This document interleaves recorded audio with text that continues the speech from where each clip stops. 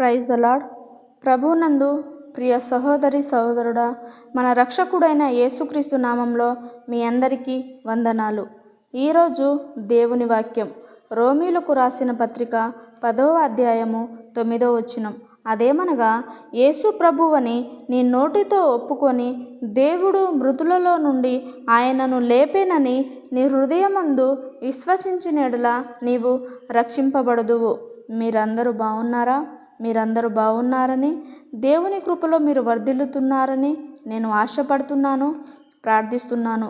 నరకము అనేది మనుషుల కొరకు చేయబడినది కాదు. దేవుడు ఏ ఒక్కరిని కూడా నరకానికి పంపడు.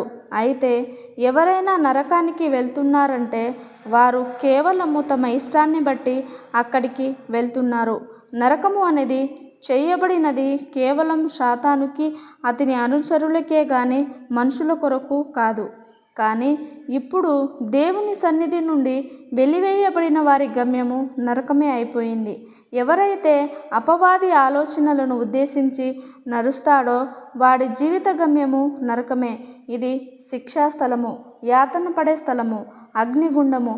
పాపమును గూర్చి ప్రయాచిత్తపడి క్రీస్తునందు విశ్వాసం ఉంచగలిగితే ఈ నరకము నుండి నువ్వు తప్పించుకొనవచ్చు. బైబిల్లో దేవుడు అనేకసార్లు నరకమును గురించి చెప్పాడు. పరలోకము గూర్చి కన్నా నరకమును గూర్చి ప్రభువు ఎందుకు ఎక్కువసార్లు ప్రస్తావించాడంటే, నీవు దానిలో ప్రవేశించుట బహుఘోరమైన విషయం కాబట్టి. నువ్వు నరకములో ప్రవేశించకూడదు అనే ఆయన నీ కోసం పరలోకాన్ని విడిచి ఈ లోకానికి వచ్చాడు. ఈ లోక ప్రయాణంలో నీతి కలిగి యథార్థతతో జీవిస్తే, క్రీస్తును అంగీకరిస్తే యుగయుగములు నరకం నుంచి నువ్వు తప్పించబడతావు. నీకున్న జీవితాన్ని సద్వినియోగం చేసుకుంటూ క్రీస్తుని వెంబడించు. నరకం నుంచి విమోచన కలుగుతుంది. యేసుక్రీస్తు ప్రభువని నీ నోటితో ఒప్పుకొని ఆయన ఎదుట నీ పాపాలను ఒప్పుకొని ఆయన మీద విశ్వాసం ఉంచగలిగితే నీవు నరకం నుంచి తప్పించబడతావు.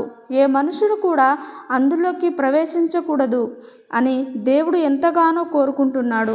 ఆ నరకము నుండి నిన్ను నన్ను రక్షించడానికి దేవుడు తన శక్తి కొలది ప్రయత్నించాడు. చివరికి తన ప్రియకుమారుడైన యేసును నీ కొరకు నా కొరకు చనిపోవడానికి శిలువకు అప్పగించాడు. నిన్ను నన్ను రక్షించడానికి ఆయన ఈ లోకమునకు వచ్చాడు. యేసుక్రీస్తు ప్రభు అని ఎప్పుడైతే నీ జీవితంలోకి ఆహ్వానిస్తావో అప్పుడు నీకు రక్షణ కలుగుతుంది. ఆమెన్.